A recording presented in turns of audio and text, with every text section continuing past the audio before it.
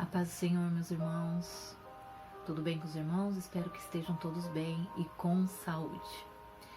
Venho aqui para trazer um pouquinho a palavra da parte do Senhor para a vida dos irmãos. Não sou pregadora, mas como eu sempre digo, eu gosto de contar a história contida na Bíblia. Histórias, né? Como diz o cantor Tales, escrito pelo dedo de Deus. E essa passagem que eu vou estar lendo para vocês, elas se encontram em 3 livros da Bíblia. Ela se encontra em Mateus, capítulo 14, 22 a seguir, Marcos 6, 45 a seguir e João 6, 15 a seguir.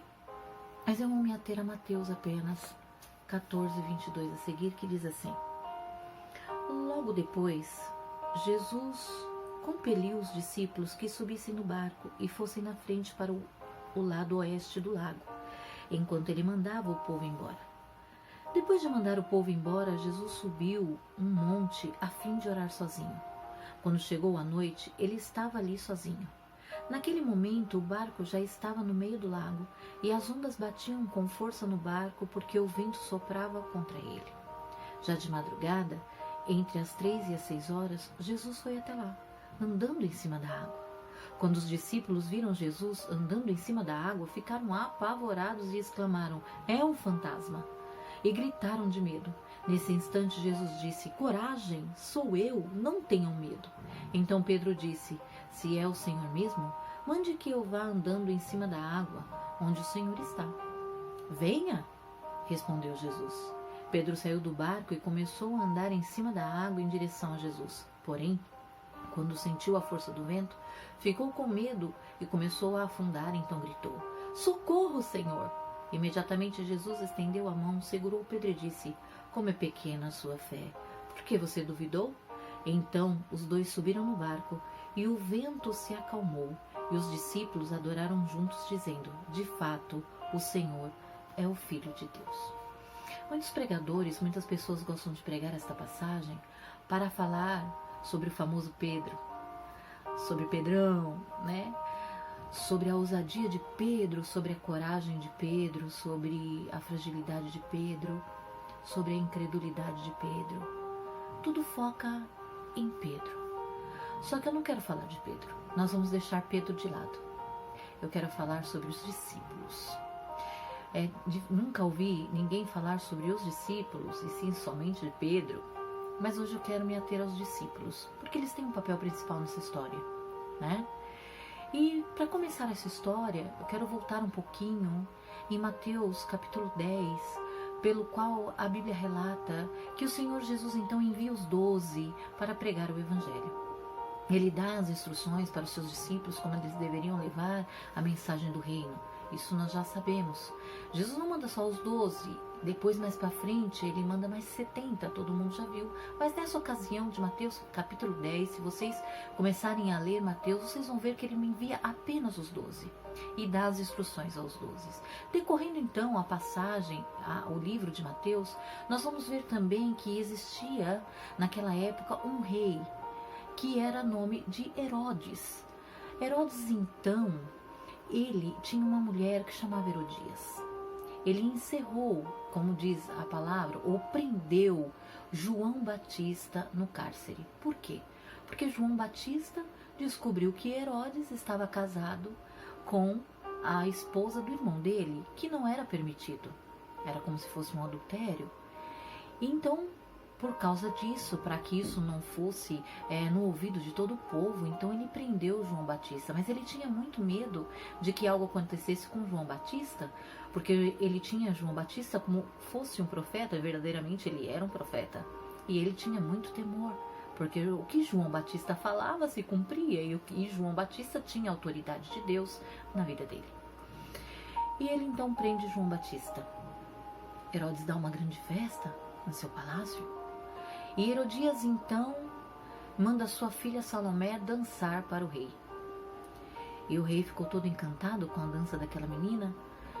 E então ele olha para aquela moça e fala: "Tudo o que você pedir nesta noite para mim, tudo o que você pedir eu vou te dar." E a palavra de Deus diz que aquela moça então pede a cabeça de João Batista em uma bandeja.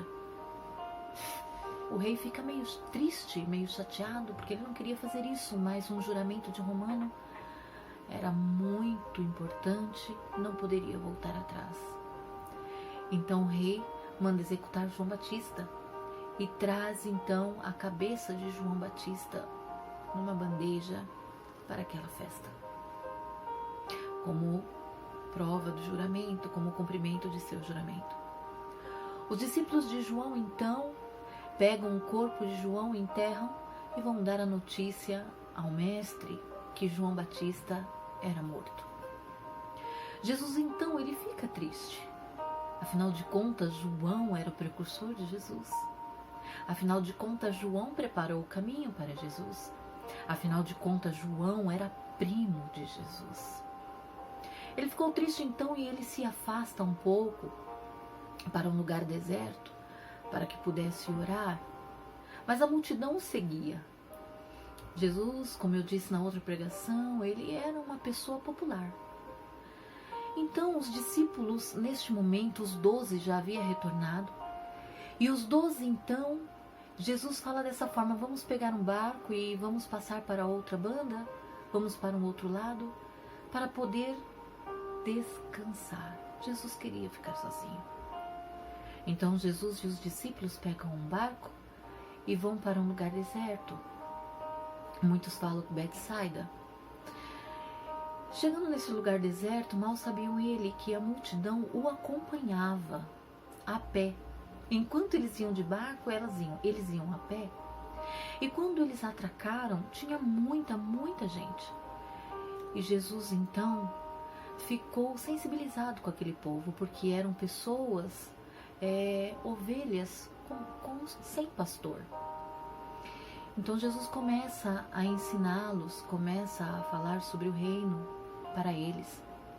E já era tarde, já era muito tarde. Então os discípulos falam dessa forma assim: Senhor, despede esse povo, já está tarde, despede eles para comer, para pegar comida em algum lugar, para ir para suas casas. Jesus já estava sensibilizado, né, com tudo aquilo que estava acontecendo. E Jesus, ele é o dono do amor, é o dono da compaixão.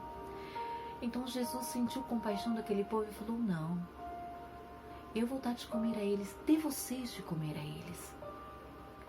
Um dos seus discípulos então fala: Senhor, como nós vamos dar de comer para esta multidão? Como? Senhor, que eu vou dar de comer? Precisaríamos de mais de 200 dinheiros para poder comprar muita comida. E Jesus pergunta assim: o que vocês têm aí? O que vocês têm aí? Eles falam: Senhor, 5 pães e 2 peixes. Tragam a mim. E Jesus então, todos sabem, Jesus deu graças, partiu aquele pão e todos foram alimentados. Engraçado, ele manda aquele povo todo sentar-se na grama ou na relva, como diz algumas bíblias, né? Eu fico imaginando assim, Salmos que diz assim, né? Deitar-me fazem em verdes pastos, guia-me às águas tranquilas. O Senhor fez o povo sentar na grama para ficar confortável, para ouvir a sua palavra, para se alimentar. Então, o Senhor alimenta 5.000 homens, fora mulheres e crianças. Após ter alimentado toda aquela multidão, Jesus então ordena aos seus discípulos: olha, é o seguinte, pegue o barco e atravesse para o outro lado. Atravesse para o outro lado do lago. Me espere lá, eu vou despedir a multidão, depois eu vou até vocês. Jesus então ele fica ali, despede a multidão e sobe ao monte para orar sozinho. Interessante que nas outras passagens, se vocês acompanharem, diz que quase perto da 4ª vigília, que seria a última vigília do horário romano, que é das 3 da manhã às 6, Jesus está no monte e ele vê o barquinho dos seus discípulos em alto mar, açoitado pela tempestade e pelas ondas. Jesus vê. Jesus então ele desce daquele monte e vai de encontro aos seus discípulos. Jesus começa então a andar sobre o mar.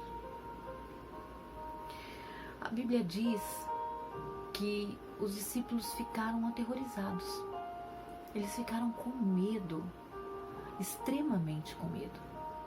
Imagina, queridos, uma tempestade em alto mar, raios e trovões, raios cortando o céu, iluminando o céu, e de repente aquele raio que estronda no céu e ilumina o mar, no meio daquela escuridão, vem um homem andando.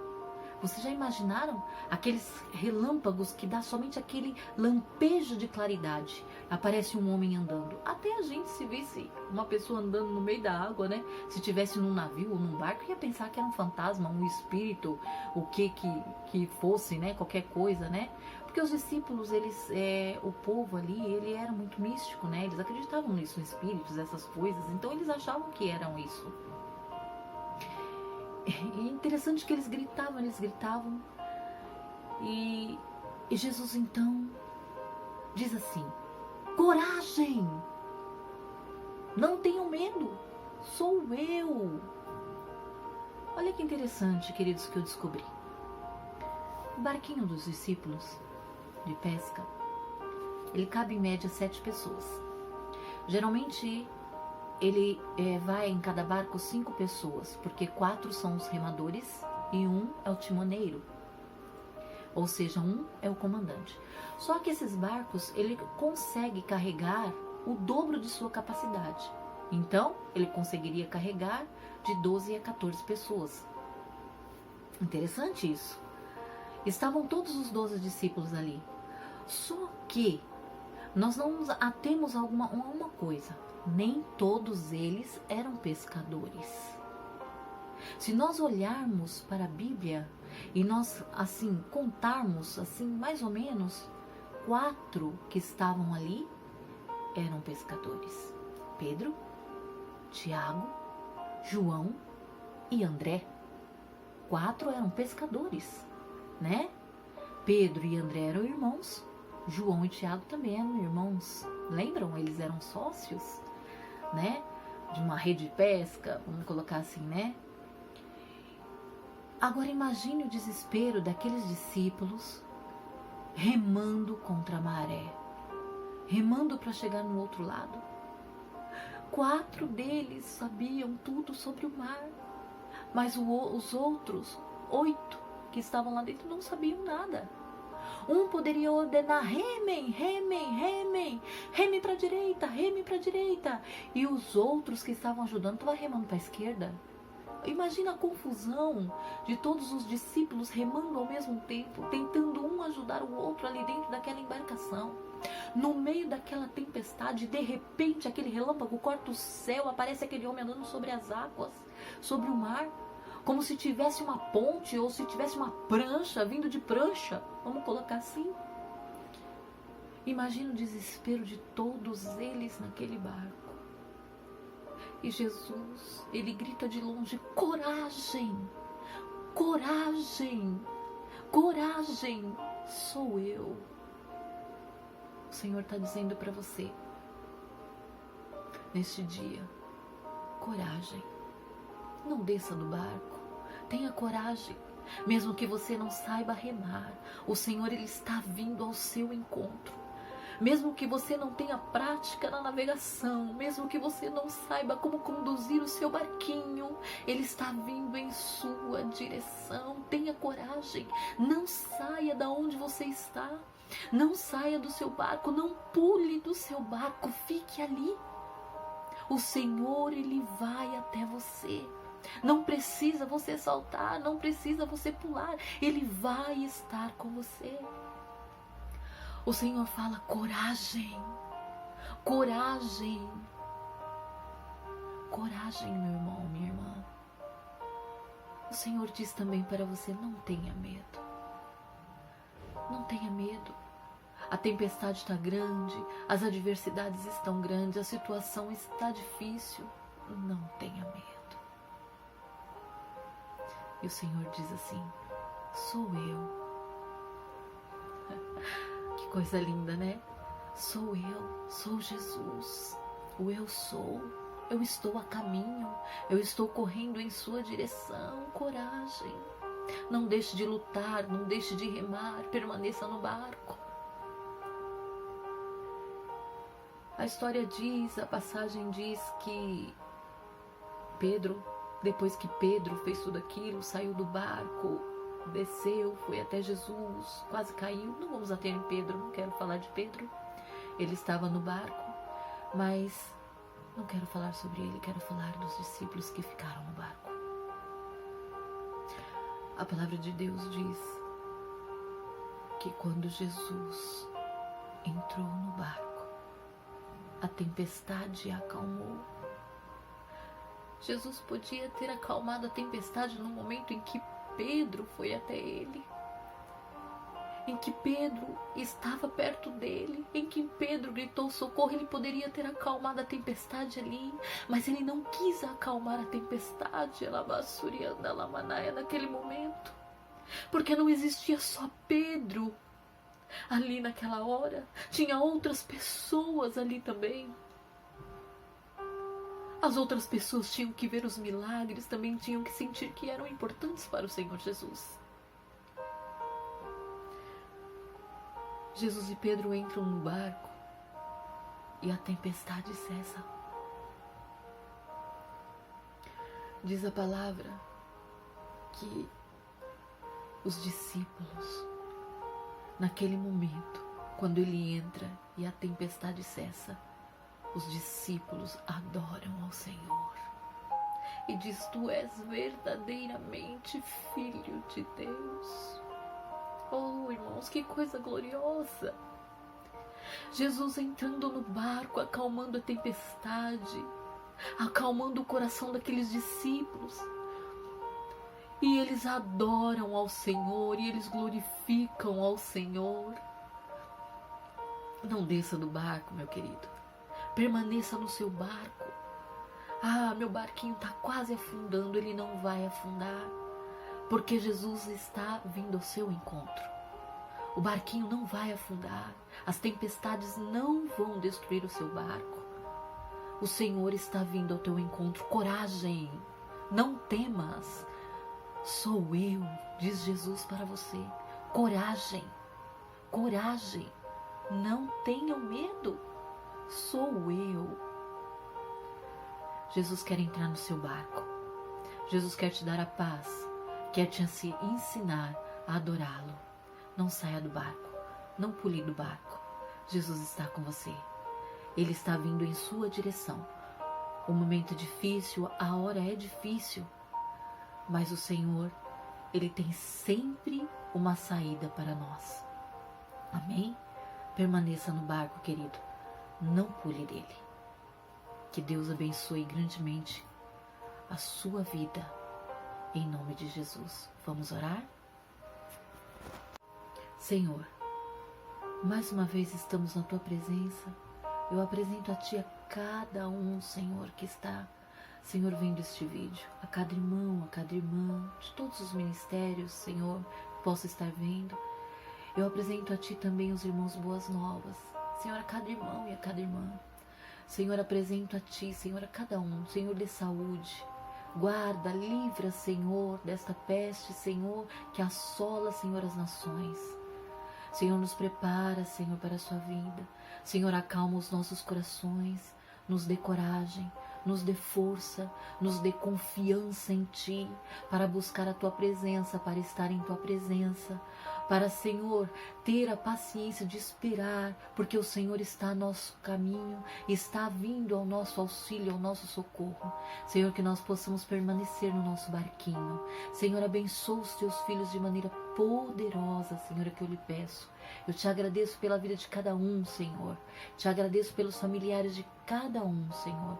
Abençoa cada lar de cada um que está vendo este vídeo. Vai abençoando de maneira poderosa. É o que eu lhe peço. Amém. Que Deus abençoe, queridos, a cada um de vocês. Que o Senhor possa trazer bênção sobre a sua vida. E mais uma vez eu digo para você, coragem, não tenha medo. O Senhor está a caminho. Amém? Um forte abraço. Fique com Deus, fique na paz do Senhor. Amém?